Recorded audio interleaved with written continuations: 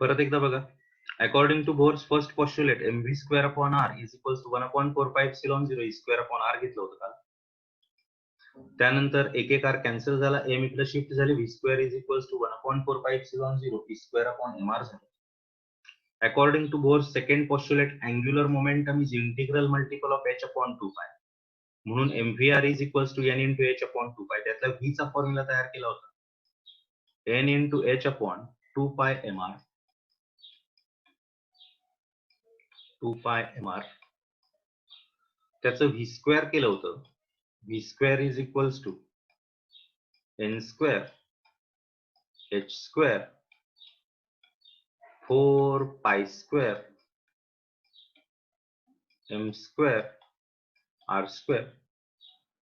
हे इक्वेशन 1 म्हटलं होतं, याला इक्वेशन नंबर 2 नाव दिलं होतं. इक्वेशन 1 2 ची LHS सेम होती म्हणून RHS सेम असणार. 1/4πε0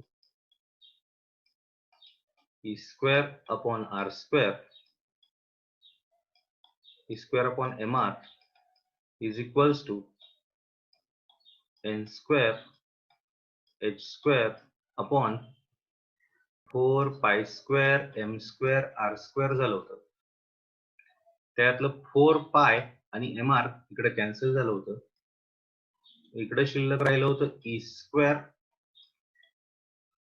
m epsilon 0 is equals to इकडे राहिलं होतं n square h square pi r ला इकडे आणा, r is equals to epsilon 0 n square h square upon pi m e square. हा रेडियसचा फॉर्म्युला तयार झाला. n हा कोण आहे? प्रिन्सिपल क्वांटम नंबर आहे. Epsilon h square pi m e square या सगळ्या गोष्टी कॉन्स्टंट आहेत. म्हणजे r directly proportional to n square. Derivation मध्ये हे विचारतो, show that radius is directly proportional to square of principal quantum number. r directly proportional to n square. आता याच्यात जरासं पुढे गेलो आपण, r ची ही व्हॅल्यू उचलली आणि जर का या इक्वेशन मध्ये टाकली तर काय होईल? v चा फॉर्म्युला काय होईल सांगा? v is equals to n h upon 2π m. r ची व्हॅल्यू टाका, epsilon 0 n square h square upon pi m e square. Pi m ला पाय m कॅन्सल होईल, एक एक n एक एक h कॅन्सल होईल. In short v is equals to काय शिल्लक राहील सांगा? इतर तो वरती v इज इक्वल्स टू काय शिल्लक राहील? v is equals to e square वरती गेले, e square upon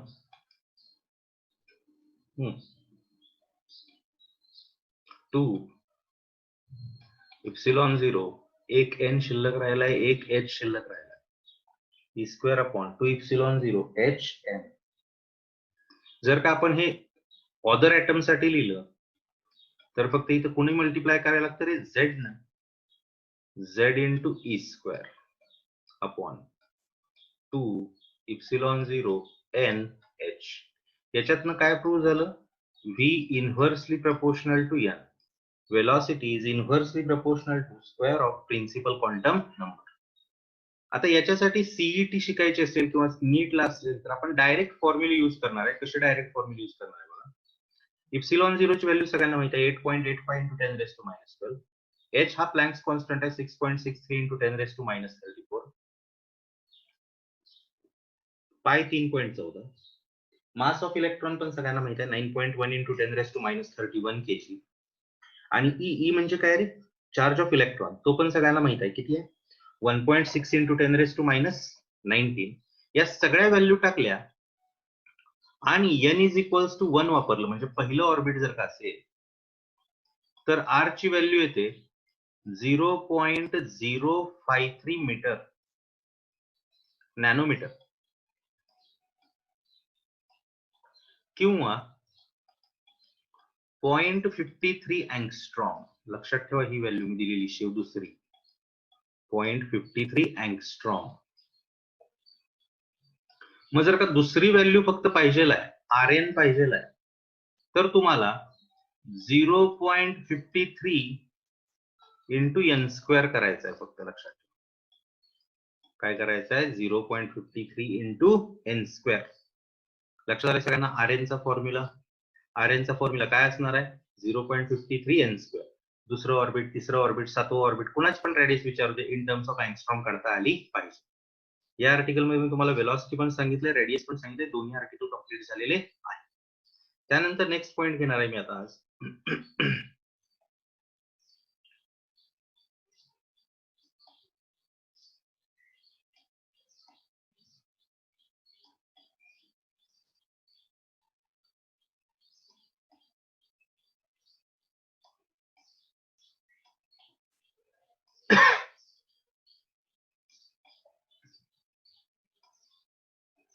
energy of electron in Bohr's orbit.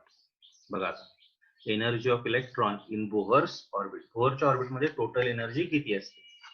तर सगळ्यांना तुम्हाला माहिती आहे टोटल एनर्जी कुणाकुणाची एडिशन असते, कायनेटिक एनर्जी आणि पोटेन्शियल एनर्जी. कुणाकुणाची एडिशन असते? Total energy is the sum of kinetic energy and potential energy. कुणाला काही डाऊट आहे याच्यामध्ये?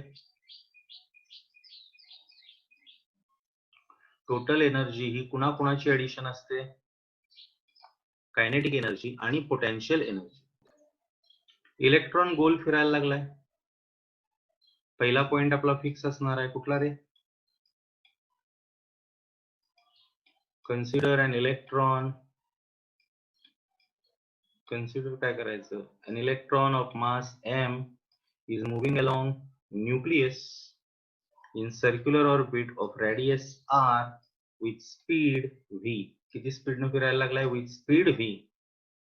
Total energy of electron is the sum of kinetic energy and potential energy. Total energy of electron is the sum of kinetic energy and potential energy. Total energy ही addition आहे कुणाकुणाची, kinetic energy आणि potential energy. आता kinetic energy काढायची आहे according to Bohr's first postulate. काय first postulate? mv square upon r is equals to 1/4 pi epsilon 0 e square upon r square. एक r cancel झाला आणि मी दोन्ही बाजूला हाफ न मल्टिप्लाय केलं, तर काय झालं, half mv square is equals to half न मल्टिप्लाय केलंय 1/8 pi epsilon 0 e square upon r झालं. याला म्हणतात कायनेटिक एनर्जी, याला म्हणतात कायनेटिक एनर्जी. मग कायनेटिक एनर्जीचा फॉर्म्युला झाला 1/8 pi epsilon 0 e square upon r. Potential energy formula तुम्हाला ग्रॅव्हिटेशन चॅप्टर आठवतोय का? बघा, पोटेन्शियल एनर्जीचा फॉर्म्युला मी ग्रॅव्हिटेशनल पोटेन्शियल इंटू मास घेतला होता. इथं इलेक्ट्रिक पोटेन्शियल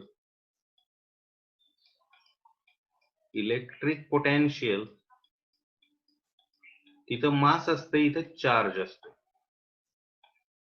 बघा ग्रॅव्हिटेशन मध्ये काय होतं, m1 m2 होतं, इलेक्ट्रोस्टॅटिक्स मध्ये काय होतं, q1 q2 होतं. म्हणजे इलेक्ट्रिक पोटेन्शियल इंटू चार्ज झाला. आता पोटेन्शियल एनर्जी काढायची आपल्याला.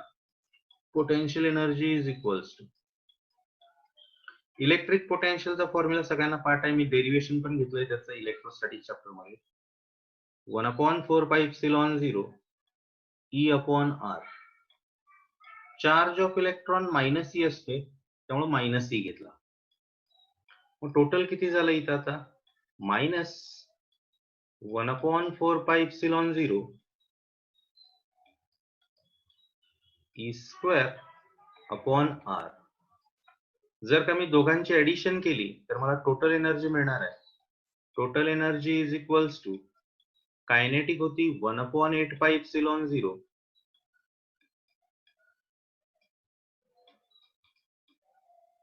E square upon R plus into minus 1/4πε0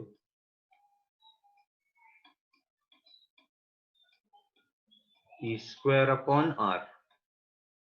दोघांच्यातनं common काय मिळणार आहे?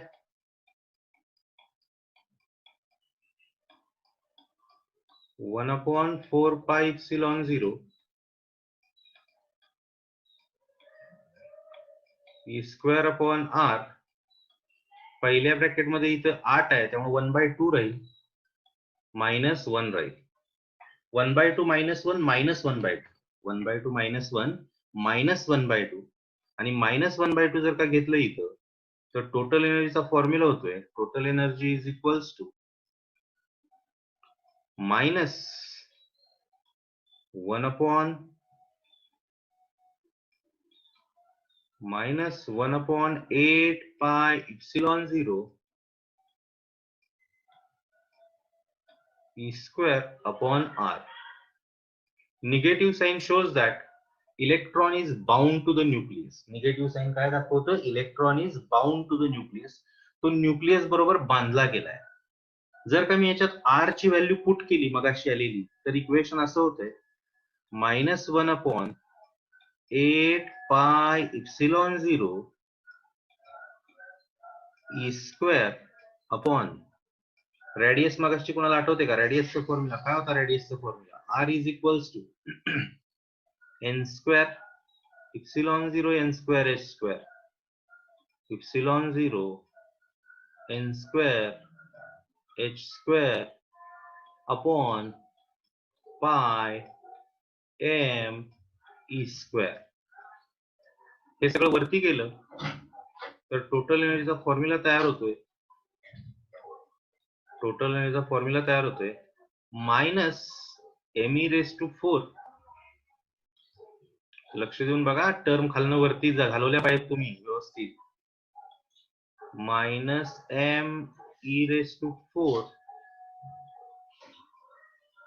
या पायला हे पाय गेलंय, me स्क्वेअर तेवढा वरती गेला, ऑलरेडी इथं -1 आहे, -1 इंटू me स्क्वेअर -me⁴ झालं.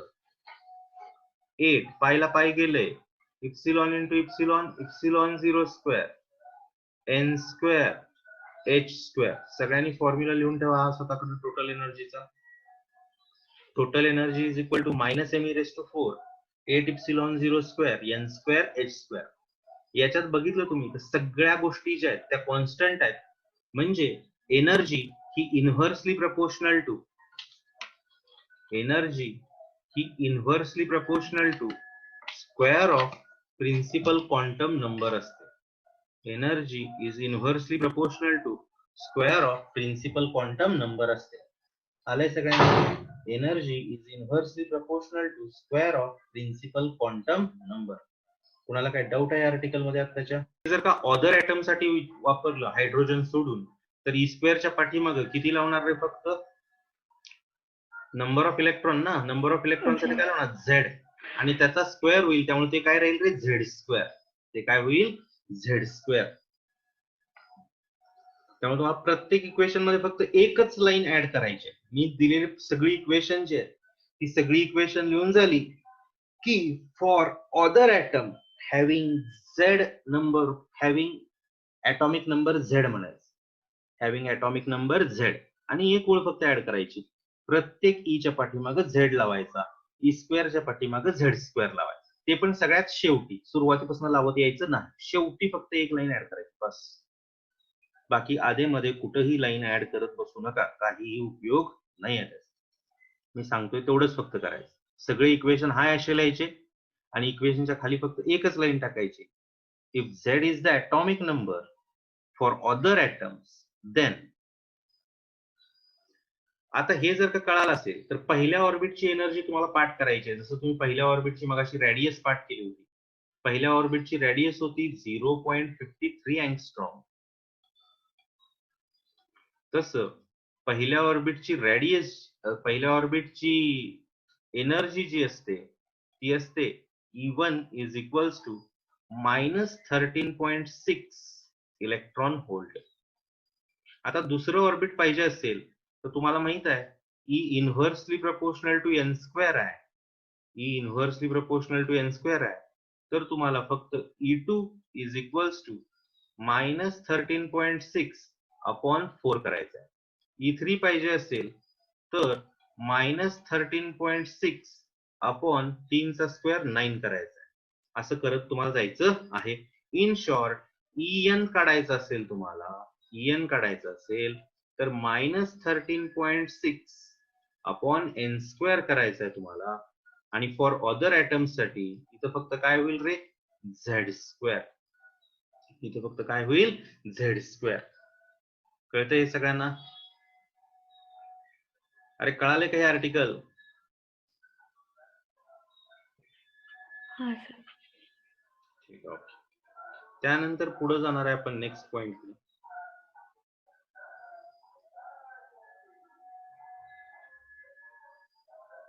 आता इथं तुम्हाला सांगतो तुम्हाला काय करायचं.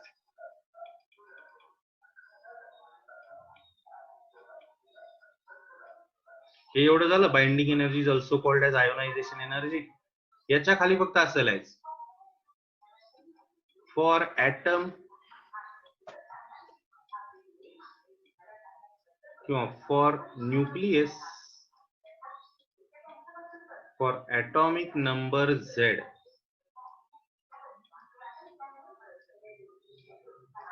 for atom having atomic number Z, हाच फॉर्म्युला कसा लिहिणार, En is equals to minus me raised to 4 आहे. मास ऑफ इलेक्ट्रॉन साठी me वापरतात ना कधी कधी. me raised to 4 अपॉन काय आलं होतं त्यात, 8 epsilon 0 n square h square. E असेल तर Z लावायचं, E स्क्वेअर असेल तर Z square. Z square E raise to 4 होणार. कळालं हे? प्रत्येक डेरिव्हेशनच्या खाली फक्त Z लावून घ्या, त्याला काय फरक पडत नाही. करू हे रफ आता. त्यानंतर नेक्स्ट पॉइंट घेणार आहे आपण, हायड्रोजन स्पेक्ट्रम.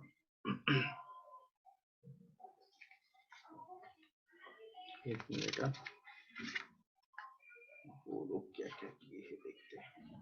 आता हायड्रोजन स्पेक्ट्रम वगैरे हे सगळं मला वाटतं मी तुम्हाला शिकवलं होतं का नव्हतं शिकवलं होतं नाही 11th मध्ये, पण परत एकदा घेणार आहे. त्याला काय आता एवढा काय फरक पडत ना. बघा, जेव्हा आपण गॅसला हीट करतो किंवा स्ट्रॉंग इलेक्ट्रिक फील्ड वापरतो तेव्हा त्याच्यातनं रेडिएशन्स बाहेर पडतात. त्या गॅसमधनं काय बाहेर पडतात, रेडिएशन्स. आता या रेडिएशन्स म्हणजे कोण आहेत, तर इलेक्ट्रोमॅग्नेटिक वेव्हज असतात. रेडिएशन्स म्हणजे कोण असतात, या इलेक्ट्रोमॅग्नेटिक वेव्हज. आणि त्या काही ठराविक वेव्हलेंथच्या असतात, एका विशिष्ट वेव्हलेंथच्या असतात. त्यामुळे त्याला एक जो तिथं स्पेक्ट्रम तयार होतो, वेव्हलेंथचा जो गुच्छा बंच तयार होतो, त्याला कॅरेक्टरिस्टिक स्पेक्ट्रम ऑफ गॅस म्हणतात. त्याला काय म्हणतात, कॅरेक्टरिस्टिक स्पेक्ट्रम ऑफ गॅस. मी काय सांगितलं, जेव्हा गॅस आपण हीट करतो किंवा स्ट्रॉंग इलेक्ट्रिक फील्ड वापरतो तेव्हा त्याच्यातनं सुटेबल इलेक्ट्रोमॅग्नेटिक वेव्हज बाहेर पडतात, ज्या काही ठराविक विशिष्ट वेव्हलेंथच्या असतात. आणि या विशिष्ट वेव्हलेंथच्या असतात त्यांना काय म्हणतात, कॅरेक्टरिस्टिक स्पेक्ट्रम ऑफ गॅस. 1885 मध्ये, 1885 मध्ये बाल्मरला काय लक्षात आलं, एक सेकंड थांबा.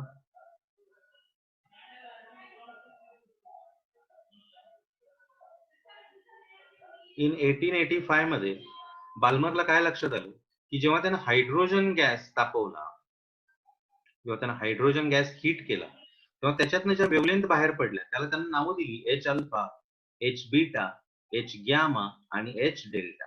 गॅमा जरा व्यवस्थित काढायचं, H alpha, H beta, H gamma आणि H डेल्टा. आता पुढे काय झालं बघा, त्याने त्याच्या वेव्हलेंथ पण लिहिली, 6563, 4868, 4341 आणि 4202. आता तुम्हाला एक साधारणपणे आयडिया आहे की आपल्या दिसणाऱ्या लाईट या कुठल्या सिक्वेन्स मध्ये असतात रे, विप्टोर मध्ये असतात. VIB, G, VIBGYOR VIBGYOR with gore sequence असतो. व्हायोलेट पासून रेड पर्यंत. व्हायोलेटची वेव्हलेंथ ही साधारणपणे 4000 आहे असं म्हणतो आपण आणि रेडची वेव्हलेंथ ही 8000 आहे असं म्हणतो आपण. कमी आहे त्याच्यापेक्षा थोड्या मी धरताना अप्रॉक्सिमेट पकडले. या सगळ्या ज्या इथल्या वेव्हलेंथ आहेत या 4000 ते 8000च्या मधल्या आहेत. म्हणजे हा डोळ्यांनी दिसणारे वेव्हज आहेत. डोळ्यांनी दिसणारे वेव्हज आहेत म्हणून याला व्हिजिबल स्पेक्ट्रम म्हणतात. म्हणून याला व्हिजिबल स्पेक्ट्रम म्हणतात. काय म्हणतात याला? Visible spectrum. डोळ्यांनी दिसणारा स्पेक्ट्रम आहे. मग या वेव्हलेंथ आल्या कशा किंवा वेव्हलेंथच्या काढल्या कशा याच्या संदर्भात बाल्मरकडे काहीही एक्सप्लेनेशन नव्हतं. त्यानं चेक अँड एरर मेथड वापरली होती एवढ्यासाठी. काय वापरली होती त्यानं? Check and error. आणि चेक अँड एरर मध्ये त्यानं काय केलं? एक फॉर्म्युला तयार केला. 1/λ is equals to R 1/2² minus 1/n². आणि आता साहजिक आहे ह्या ज्या सगळ्या वेव्हज आहेत या एनर्जी रेडिएट करायला म्हणजे त्या वरून खाली यायला लागल्या. म्हणजे तिसऱ्या ऑर्बिट मधनं दुसऱ्या ऑर्बिट मध्ये, चौथ्या ऑर्बिट मधनं दुसऱ्या ऑर्बिट मध्ये. म्हणजे एन ची जी व्हॅल्यू आहे ती 2 पेक्षा मोठी म्हणजे किती येणार आहे? 3, 4, 5, 6 अँड सो ऑन. आणि त्याने इथं जो आर घेतला त्या आर ला नाव होतं रिडबर्ग कॉन्स्टंट आणि त्याची व्हॅल्यू होती 1.097 into 10⁷. पण या संदर्भात रिडबर्गला काहीही एक्सप्लेन करता आलं नाही. किंबहुना त्यानं काही एक्सप्लेनेशन दिलं नाही, देऊ शकला नाही. मग एक्सप्लेनेशन देऊ शकला नाही पण फॉर्म्युला व्हॅलिड होता. मग तेवढ्यासाठी हे काम गेलं बोअरकडं आणि मग बोअरचं ऍटॉमिक मॉडेल तयार झालं. बोअरने याच्यात काय केलं तर बोअरने याच्यात बाय एक्सपेरिमेंट किंवा बाय फॉर्म्युला दाखवून दिलं की या वेव्हलेंथ कशा तयार होतात किंवा या वेव्हलेंथ कशा कॅल्क्युलेट करणार आपण. ठीक आहे. मग आता या वेव्हलेंथ जर का आपल्याला कॅल्क्युलेट करायचं आपल्याला जरा बोअरचं तिसरं पॉस्ट्युलेट परत एकदा बघायला पाहिजे. काय रे बोअरचं तिसरं पॉस्ट्युलेट? जेव्हा पण इलेक्ट्रॉन हायर एनर्जी ऑर्बिट मधनं लोअर एनर्जी ऑर्बिट मध्ये जम्प करतो तेव्हा तो एनर्जी रेडिएट करतो आणि ती रेडिएट केलेली energy he in the form of photon असते. काय काय सांगितलं? when electron jumps from higher energy orbit to lower energy orbit it radiates the energy in the form of photon. काय सांगितलं सांगा? when electron jumps from higher energy orbit to lower energy orbit it radiates the energy in the form of quanta or photon. The difference between these energy levels, या दोन energy level मधला difference, the difference between these energy levels is equal to energy radiated किंवा energy radiated is equal to the difference between these two levels. मी काल सांगितलं होतं 90% विद्यार्थ्याला 70% मध्ये येऊन बसायचं आहे तर त्याला स्वतःची 20% सोडायला पाहिजे, 20% त्यानं लूज करायला पाहिजे. तसं इलेक्ट्रॉनला 5व्या ऑर्बिट मधनं पहिल्या ऑर्बिट मध्ये यायचं आहे किंवा तिसऱ्या ऑर्बिट मधनं दुसऱ्या ऑर्बिट मध्ये यायचं आहे तर या दोन ऑर्बिटच्या मध्ये जेवढा डिफरन्स आहे तेवढी एनर्जी त्याला काय करायला लागणार? रेडिएट करायला लागणार. तेवढी एनर्जी त्यानं रेडिएट केली की तो इझिली त्या ऑर्बिट मध्ये येऊन बसू शकतो. मग आता याच्यानुसार आपल्या ज्या पुढं तयार होणार आहे स्पेक्ट्रम की ज्या स्पेक्ट्रम मध्ये टोटल आपल्याला बघायचं आहे की किती लेयर्स तयार होतात किंवा किती सिरीज तयार होतात. हे मी गेल्या वर्षी पण घेतले आय थिंक तुम्हाला, पण उद्याच्या लेक्चर मध्ये हे